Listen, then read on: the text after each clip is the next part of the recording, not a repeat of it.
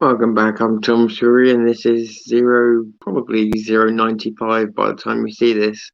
And we're on probably on the main channel, being the Creative Diaries channel, and continuing for part 8 now of the short stories of what got us here in the journey so far, and just some background on us and stuff, so you have a bit more idea who you're speaking to.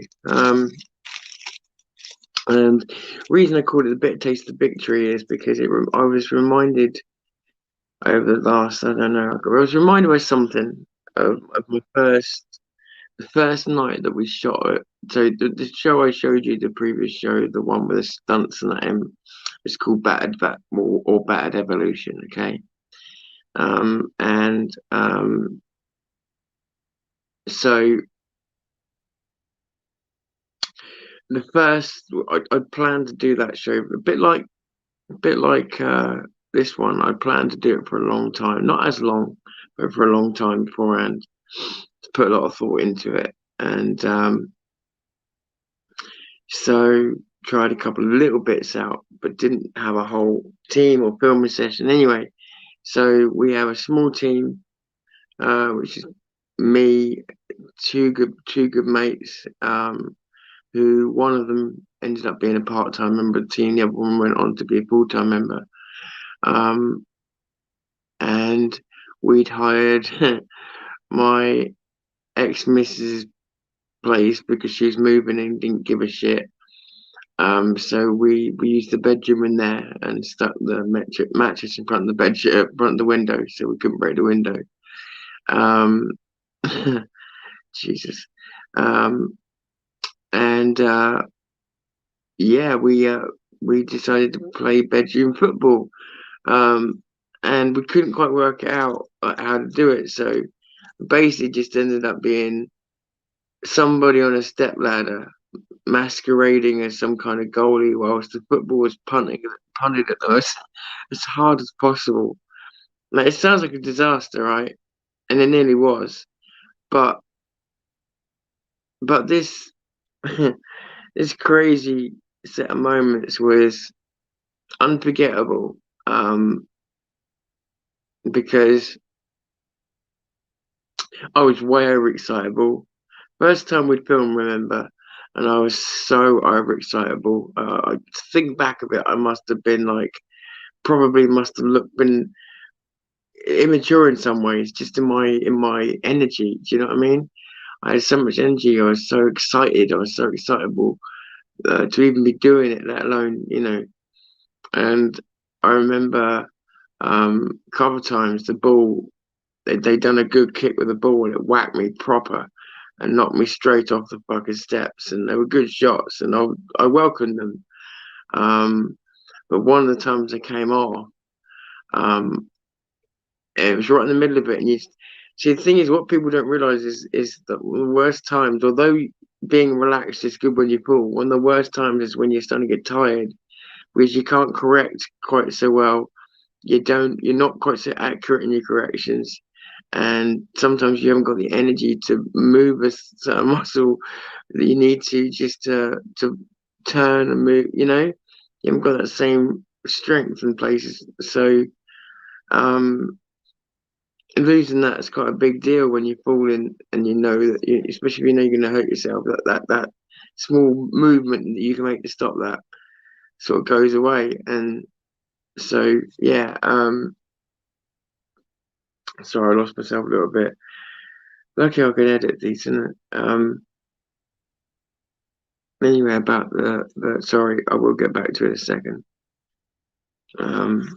As you can tell, it's not sleeping business. Um, Funny, isn't it?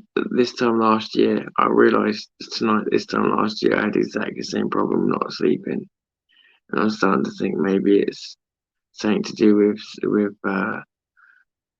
I'm already like checking the fucking daffodils every day. I'm starting to think it's because I'm thinking about summer all the time. But anyway, so sorry. Okay, so where were we? So bad evolution. Um, anyway, this I'll try from where I can remember. Where so we had this blinding night, um, and like I say, I'm on these steps. Take a pounder to the face. Football hits me in the face, and I come down and I land on my neck, literally on my neck. But the problem was, and it's hard to explain, but I landed on my neck, which probably would have just been landed on my neck and then just kind of falling over had it have been that simple. But I literally landed on my neck at a right angle, just at the same place as the wall, the bedroom wall. So there was no play whatsoever. Fortunately, like some lucky what do you call it? Some lucky yoga guru. I kind of landed with my legs kind of upwards, laying against the wall. So I'm almost doing a handstand without really meaning to. Um, Probably saved me from breaking my neck, if I'm honest. Um, it was a bad one, and all of us just stopped for a minute and just went, "Oh, we need to calm down." Like we're having a great time and everything, but we need to calm down because it only takes one of these, like it just takes one of these to turn a bit of a fun evening into you're now a paraplegic, and enjoy that. So um it was a bit sobering, but nevertheless we carried on. um we um we kicked ass, and we did so well that, and it was so funny. It was so funny. And then we brand new camera as well, brand new video camera. So it's all, we go down the beach, and they did some skateboarding. I knew I wasn't going to stay on there long enough um, to even film anything because at that point I knew I needed some practice because watching someone fall off a skateboard after about 15 seconds or less isn't particularly entertaining. So I knew I needed to what's the word? I knew I needed to yeah, get a bit of practice in. But they knew how to skateboard a little bit, so it was good because I was watching them, and then one of my mates who's not great at pain. Let's just put it that way. He came down this hill and he come down a few times. He was getting quite cocky and he came down and then he went bang straight on his coccyx. Even watching it was painful, and I've never seen the life drain out of a person so quickly. He went from absolutely loving every minute of it to get me the fuck out of here. I've never seen someone's face drain in colour so quick. He was done. He was done the moment he hit that ground. He was done. Um, and yeah, it was interesting. Seeing people's different reactions to this when you hit that sudden pain and it is suddenly that bad. Seeing people's different reactions to it is um, interesting, because we all do react slightly different to it, especially when it's for something like this. Because I could justify it from the filming, but how many people could truly justify it doing something Even if it was for money, how many of you couldn't even justify it for money because you just see it as too ridiculous? Anyway, so we had this last filming session. There's a couple of things done after that, plus the sketch that was done because back then it was about sketches as well. And then what would become a tradition, and I think maybe now I think, but this is probably why it became a tradition. Thinking about it, I can't think of any other reason.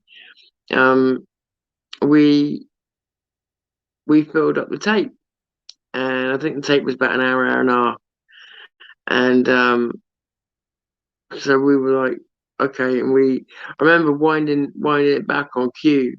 You could see everything that was going on. I was like, oh, cool, and then I think we watched. That's it. I watched a bit of it back. And my mate said to me, I'll make a coffee and I've got to do a couple of other bits. I said, yeah, sure. So I started watching it back. I said to him, this is really good. And my other mate was watching bits and was going, and I remember him saying, okay, we need to all get down in a minute. When we're ready, we'll get down, we'll watch it again. So waited for them all, stopped it. They came back. So I rewound it. I thought we'd start from scratch because it was that good and they hadn't seen it. And started from scratch, pressed play, and all I got was blue screen. And I was like, what's going on? Fast forward it, you can still see things on there, but the moment I press play, just nothing. And um, long story short, the playhead was out. The head and the whole thing was out, but it was also out when it was recording as well, which meant you couldn't just take the tape and put it on a normal playhead. You had to try and recreate the error. Anyway, on a digital tape, that's almost impossible. And so we lost everything. Everything we had suffered for, needed a broken neck for. I mean, what I didn't tell you about in that room, there was one point where I'm on that ladder and I said we got very excited, and that the mattress up against the window seems like the most innocent object in the room, right? It's protecting the window. What harm could it do? What harm could that mattress do? And then right in the middle of it all, I'm on these stairs, and this mattress comes down, and you forget how heavy and the force of these fucking things, and this mattress comes down with one hell of a force, and hits the steps so hard that the stairs throw me upwards. And thank fuck they did. Honestly, I owe those steps. It just hit. It was like a lever effect, like a seesaw effect. So the mattress landed on one side, that catapulted me up the other side, and so I was up in the air pretty much. I mean, you're talking about split seconds, but I'm up in the air pretty much. The mattress has carried on going, and then I'd come back down, and lucky enough, I come back down, I land on the mattress. Why lucky? Why is that so lucky? Because what was underneath the mattress was a flattened, torn, ripped set of metal steps. They were completely torn, completely ripped. I've never seen. I mean, I know they're aluminium, but I've never seen metal torn and ripped like it quite like that from a mattress. From a mattress. But had that not catapulted me up as high as it did, I don't know. I don't know whether I would have just been thrown across the room or whether I would have been cut up by that match. I don't by that those steps. Don't want to know. Don't need to know. But yeah, it did make me wonder. So yeah, so that it's another little story. That first filming session probably set up a tradition of watching everything we did back, and me watching it back again when everybody had gone. That's when I started editing because of what happened. And um, I think to this day, there's an element of me like that needs like to triple check things are actually recording when they say they are. Um, it was so I can't explain it to you, and it's probably to the point where it's given me memories about the video that aren't even probably true now. And as much as I feel like it was one of the best, I feel like it was the best video we did. And I remember always being gutted, no matter how many more videos we made, that we couldn't retrieve that one. I tried everything I could to retrieve that video. Took it to every DB player, tried everything I could with it, to get those images and that back. I absolutely did, because I believed it was the best thing that we did. Now, whether it was, I don't know. Whether I'd put on rose tinted glasses, I don't know. Um, but I knew it was gutting, and I never truly come to peace with it, because I honestly think it was one of the best things ever. But it may have just felt like that because it was the first time doing it, and I said we were overexcited. But yeah, it just shows, that quarter of an inch, and you could have a still step in your back, and another, hair's inch, and you could have saved an entire tape full of risk taking. It just shows you. Yeah. So the bittersweet taste of victory is that it's sweet. It's sweet getting something like that done, but bitter when you fucking lose it minutes later for no for no good reason.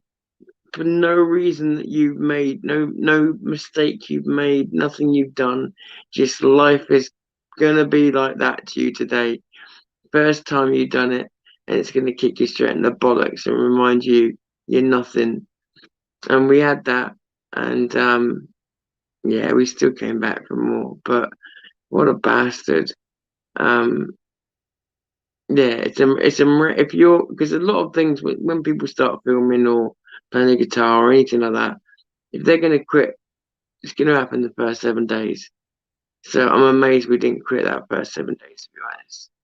But yeah, we didn't. We got through it, and yeah, like I say, became a ritual watching stuff together. But no fucking surprise, that was gutting that night. Um, After going so out on a limb, um, and then the rest of the team was formed after that, and I think we had quite an eclectic team, which worked. But we'll go into that another time. But yeah, I just thought I'd share the bitter taste of victory with you. Now you understand what I mean. And that's it. I want to keep it short because I'm still not sleeping that great, and I know I'll probably look terrible. And everybody goes saying you're taking jokes. I don't give a fuck what you think, but same time, it's not very nice listening to someone who doesn't sound like they're oh shit, I missed Helen. It doesn't sound like sorry Helen if you see this, I hope you're okay. Doesn't sound like they're the best, so I'm gonna yeah, make a move. Yeah, I'm sorry if I missed Helen. Yeah, that's a bummer. I should have looked up. Anyway, okay, so yeah, it's just a little one between them, like I say, because I'm big stories and stuff like that. I need a little bit more energy for, and it's where I am now. It's 6:05 in the morning, so that gives you an idea. Right. With that, I love you and leave you. I am Tom Fury. This is 04. Call me a day for now.